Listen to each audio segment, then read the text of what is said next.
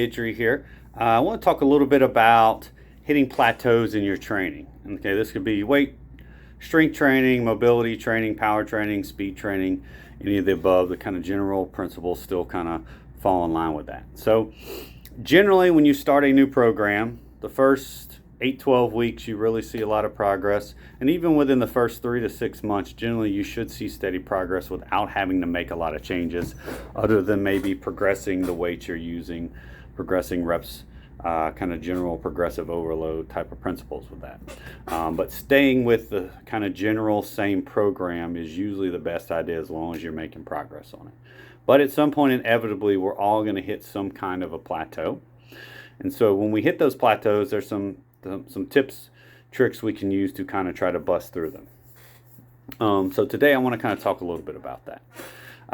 Number one is what we call specificity. So generally when you're starting a new program, you're kind of focusing on the general movements, squats, lunges, deadlifts, bench press, rows, those type of things. And you still want to build your program around those forever. But as we start to plateau, we can start to add in more kind of specific based exercises, whether it's specific to the needs of the golf swing or specific to any of your other goals. So that could be adding more kind of rotational based exercises, more throws, more cable rotations, more anti-rotations if you're not doing those. That could be adding in things like lead arm, shoulder abduction, which is pulling the arm away, trail arm, shoulder adduction. Obviously you're always going to work both sides, but specific to the golf swing, those things are important. Working on specific muscles that are important in the golf swing. The lats are hugely important, so adding in more volume than maybe just doing pull-ups or rows or pull-downs, adding in some more specific lat movements. Working triceps, it's another muscle group that's important in the golf swing. But adding in maybe a little more single muscle group type training, more specific type training to the needs of the golf swing. And that can also be adding in maybe some more specific feels to using the ground, let's say with a medicine ball throw, specific drills, things like that, rather than just a general kind of rotational throw. Secondly is the idea of kind of individualization. So this is really where the importance of, if you haven't been assessed, getting a full assessment, getting with a coach, making sure that, okay, you've kind of checked the big boxes of just having not trained before, and then starting to figure out, okay, what are your specific needs, mobility, strength, power, and starting to design a program more specific to your needs. Now, this is what I do from the get-go with my clients, whether in person or online. But we're always needing to kind of tweak that, reassess, and make sure that the program, if they are plateauing or not seeing progress, what can we test and look at to make more changes to individualize it to them. Third is intent. So we want to always make sure the intent is high. So sometimes we just lose that intensity and that intent. And what I mean by this is, if we're lifting, we want to make sure we're moving the bar, the dumbbell, the cable as fast as we can. Focusing maybe more on bar speed than weight lifted. This is when we're doing speed training. Obviously, it's very important to have high intent with speed training. So having that feedback is important to that. Having that radar measurement to give you a number to chase after, and making sure that each swing, that each rep, you're giving it your all for your training sets or your training swings. If you're warming up, that's okay to kind of be at a little lower intensity, but once we build into that working set or working reps or working swings, we want to make sure every rep is focused and with high intent. Next is adding in some variation. So this could be adding different versions of the lifts you're doing. So if it's squat, you're doing a back squat, it could be a front squat or a goblet squat, or going to more single leg movement if you're doing a lot of double leg movement. Same thing for deadlifts, trap bar to barbell, or sumo, regular sumo or RDL dumbbell, again, to a single leg version of that. Upper body lifts, again, if you're doing a lot of barbell bench pressing, it may be going to some dumbbell versions of that, or incline or something like that. So we're still kind of working the same basic movement patterns, but with some different variations. And this also helps with enjoyment and eliminating boredom with your training. This could be working in different planes. So if we've been doing a lot of forward lunges, maybe some lateral lunges or diagonal planes or reverse planes, adding in maybe some more single arm again with rotational bias on certain things.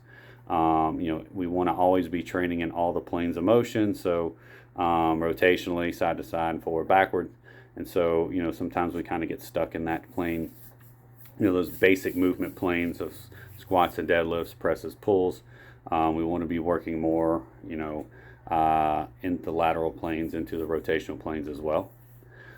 This could be also, variations with your speed training. So if you're doing some swings training, whether that's with a ball, club, or super speed or stack, this could be adding in maybe some different fills, some different drills. I have some different drills that I use with my clients, whether it's step drills or I have like some quarter, half swing drills. We're working more on speed through the ball, speed through impact.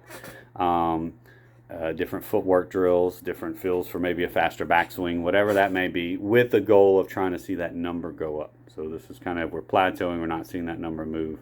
Some other things you could work into that. So those are kind of some key things you can do if you feel like you're hitting a plateau. Obviously, as a coach, this is what I provide my clients as they get into kind of stuck in some of these things. We want to make sure as we do this, we're always properly warming up. Sometimes we kind of skip the warm-ups. We don't need to do 30 minutes, but we do want to make sure we get our body warmed up before we go into the meat of the training. We want to make sure we're recovering. So as we add things, maybe we add volume. So adding volume to our training or adding volume to our swing. So this is another way we can kind of progress things, especially with swings. You may start with 10 to 20 swings. Eventually you may have to go to 30, 40, or 50 to get the same training effect because your body adapts to that. So as we're adding weight, we're adding volume, we always want to make sure we're able to recover from that new weight and volume.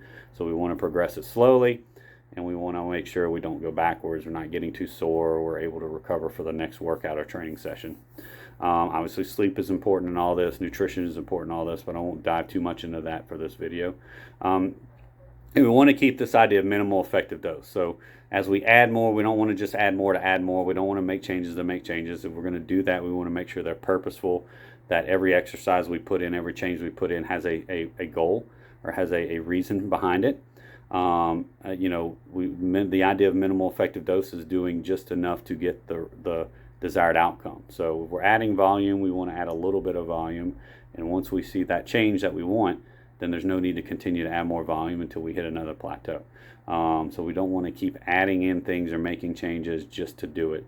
We want to do it with purpose and do it with reason. So as long as we're seeing progress, we don't necessarily need to make a lot of changes. But once we hit those plateaus, this video, the things we discussed in this video will kind of help cover ways you can kind of maybe bust through those plateaus, as well as it does help to change some things up periodically to help with boredom and things like that. But if you have true goals, getting stronger, faster, healthier, whatever that may be, it's important not to jump around too much, because then you'll never see the progress you're looking for. So if you have any questions, you can reach out to me, johnpaul@guidrypt.com. Hope this video was helpful.